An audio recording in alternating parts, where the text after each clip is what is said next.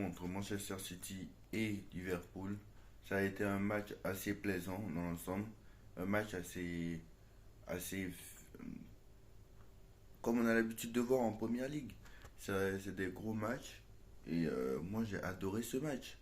J'ai adoré ce match et j'attends de voir la suite. Parce que Manchester City, avant ce match, qui était, je crois, troisième, Liverpool, qui était premier avant ce match, bah, le gagnant de cette journée, c'est bien sûr Arsenal qui continue à gagner. La prochaine affiche, c'est City Arsenal. City Arsenal, on rappelle que City n'a pas gagné un seul match, ni contre Liverpool, ni contre Arsenal. Ils ont fait match nul à l'aller, match nul au retour. City a fait match nul à l'aller, match nul au retour. City a quand même fait défaite à l'Emirates. Et là, on va voir à l'Etihad ce qu'ils vont faire. Mais là, c'est sûr que, voilà. Moi, je pense qu'il y aura match nul à l'Etihad. Mais comme je dis, City est pour moi l'un des favoris à la Ligue des Champions encore cette année parce qu'ils sont encore devant le Paris Saint-Germain. Ça, c'est sûr et certain. Je ne vais pas le nier. Mais j'ai envie de dire, pour moi, là, ils vont faire saison blanche. C'est-à-dire qu'ils vont faire saison blanche. Ils vont quand même faire saison blanche, mais ça sera quand même une belle saison. Parce que je pense qu'ils vont faire saison blanche, mais quand même, ils vont gagner. Ils vont essayer d'aller loin en Ligue des Champions. C'est-à-dire qu'ils vont faire comme la saison 2021-2022. Sauf que cette fois-ci, ils vont peut-être pas gagner la première ligue. Parce que cette fois-ci, c'est vraiment Liverpool qui va la gagner. Mais c'est à voir parce que le mieux placé pour moi à la gagner, si on regarde bien, c'est Arsenal. Parce que Arsenal avait pris du retard parce qu'ils avaient perdu quelques matchs. Mais sinon, le mieux placé depuis longtemps, c'était Arsenal. Parce qu'au mois de janvier, là, ils ont fait 6 ou 7, ils sont sur 8 victoires d'affilée, je crois, si je ne me trompe pas. Et Arsenal est revenu dans la course au titre. Mais si jamais et ils n'avaient pas eu leur, je crois, 3 matchs sans victoire ou quoi, ils auraient été premiers avec 4 ou 5 points d'avance. Donc je pense que très clairement, il y a tout à faire. Surtout qu'Arsenal n'a jamais joué est allé jusqu'en finale déjà en 2006, je crois, si je ne me trompe pas. Mais Arsenal, ça fait longtemps qu'ils n'ont pas joué un quart de finale de Ligue des Champions. Alors cette semaine, mercredi, ils jouent le match retour. Mercredi, je crois qu'ils jouent le match retour contre, contre Porto. Le même jour, il y a Napoli-Barça. Alors pour l'instant, moi j'ai faux sur mes pronos. Parce que quand même, bon, à l'aller j'avais quasiment tout faux. Mais finalement, au retour, j'ai tout juste. Donc pour l'instant, j'avais dit Bayern qualifié, City qualifié, PSG qualifié. Et j'avais dit Bayern qualifié, Real qualifié et tout ça. Donc pour l'instant, j'ai eu juste. Et si jamais Arsenal se qualifie, ce qui est tout à fait possible, si Arsenal se qualifie mercredi, si le Barça se qualifie mercredi, et si Naples se qualifie mercredi, ce qui pour moi hein, va être compliqué parce que on voit le Barça et on voit le Napoli, c'est pas du tout la même chose. Hein. Je suis désolé. Hein. On voit le Barça, on voit le Napoli, c'est pas du tout la même chose. Hein. Mais pour moi, le Barça est favori de ce match. Mais bon, voilà. C'est vrai qu'en quart de finale, il faut prier pour tomber sur le Barça parce que je pense qu'on n'a pas le niveau pour jouer contre les plus gros. Et on a plus de chances de tomber normalement contre City, contre le Bayern, contre le Barça. Je sais qu'ils vont nous faire du classique de toute façon. Jamais on tombera contre l'Inter de Milan, ça je sais. Je sais très bien qu'on va pas tomber contre l'Inter. Soit on tombera contre City, soit on tombera contre le Real, soit on tombera contre le Barça, ou soit on tombera contre le Bayern. Voilà. C'est un des quatre qui va tomber. De toute façon, voilà, on va pas se mentir. Bayern qualifié, City qualifié, Real qualifié, PSG qualifié, ça fait 4.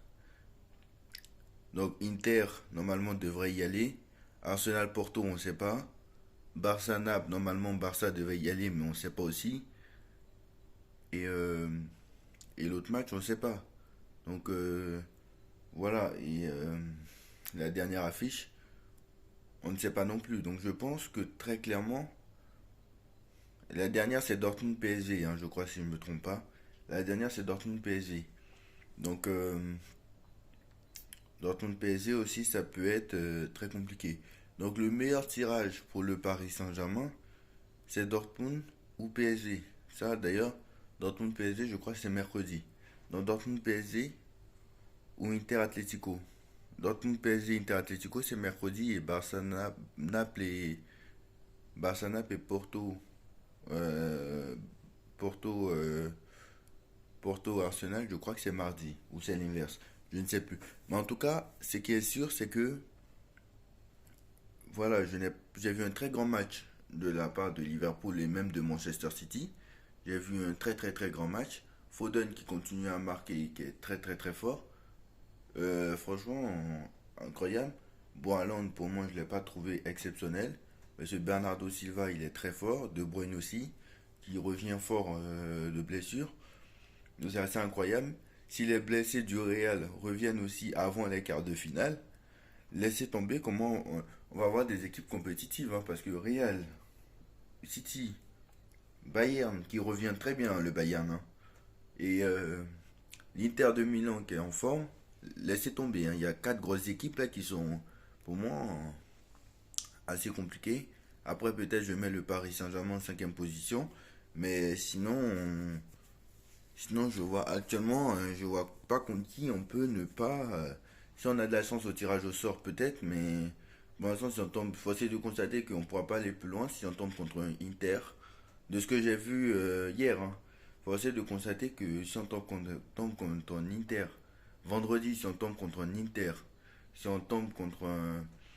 Alors, rendez-vous à 13h hein, pour connaître le tirage à midi, donc pour connaître l'adversaire du Paris Saint-Germain en huitième de finale.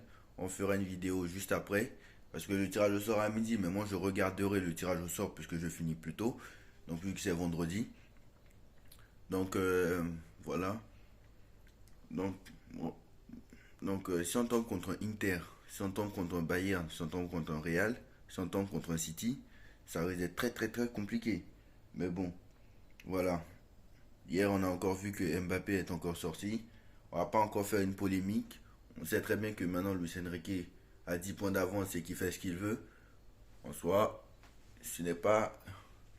Il a peut-être raison, parce qu'en soi, derrière, ça n'avance pas. Et quand tu vois que Brest est deuxième de la Ligue 1, c'est compliqué. Donc voilà, ça risque d'être compliqué encore une fois. Et voilà, la Ligue 1 n'est pas un championnat très très très attirant, on va pas se mentir. Là maintenant, on a perdu beaucoup de joueurs. Avec le départ de Messi, de Neymar, etc. Les droits TV n'ont pas, ont vraiment, ça va vraiment être la catastrophe au niveau des droits TV. Si Mbappé s'en va aussi, il y a 99% de chances que ça se passe. Donc là aussi, faut dire la vérité. Donc voilà. Dites-moi en commentaire ce que vous en pensez. Est-ce que c'est le plus beau match de la saison? Peut-être. Dites-moi en commentaire ce que vous en pensez. Alors ça a toujours été un match assez exceptionnel. Alors le dernier affrontement aussi entre Klopp et Guardiola, ça aussi c'était intéressant. Je crois que Klopp a plus de victoires que Guardiola maintenant. Mais bon, comme il y a eu un match nul, je crois que Klopp est devant d'une victoire, je crois si je ne me trompe pas. Bon après les médias, il y en a un qui nous dit qui nous donne des stats différentes, donc je ne sais pas. Mais en tout cas, voilà, ce Liverpool-Manchester City, je ne trouvais pas. Alors, moi, j'ai trouvé Jürgen Klopp déjà quand il a commencé sa compo d'équipe. Bon, j'ai vu la compo de City, j'étais pas étonné. Mais par contre, je vois Alexander Arnold sur le banc pour Liverpool. Je vois Salah sur le banc pour Liverpool. Je me dis, oula, la catastrophe, qu'est-ce qu'il va faire? Alisson qui était blessé. Mais voilà, j'ai trouvé que malgré tout ça, ça n'a pas empêché Liverpool de bien jouer.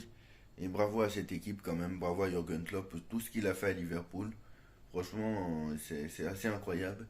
Et bon, apparemment il veut une année sabbatique, mais non, normalement il n'entraînera pas lors de la saison 2024-2025. Et il va revenir peut-être après 2025. Donc voilà.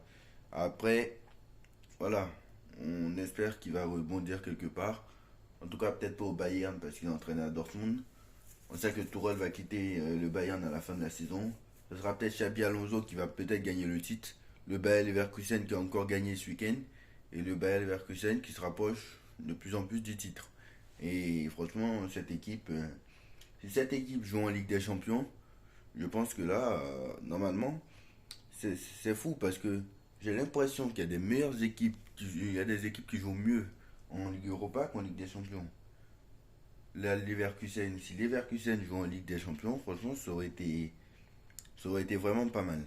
Donc voilà, mais en tout cas, ça sera à 100% maintenant, on peut le dire, hein, à 100% le cas l'année prochaine, on peut le dire. On peut le dire. C'est pas maintenant, voilà, l'Allemagne y aura 5 places qualificatives l'année prochaine, voilà, on va pas se mentir. Et c'est pas maintenant, Leverkusen va venir sixième. Je sais même pas comment ils pourraient faire, sachant qu'ils n'ont même pas perdu un seul match de la saison. Donc voilà, c'est les grands favoris hein, pour l'Europa League, même s'il y a le Milan AC, etc. Donc voilà, dites-moi en commentaire ce que vous en pensez, on like, on partage, on commente, on s'abonne et on se retrouve très vite pour une nouvelle vidéo. Tchuss.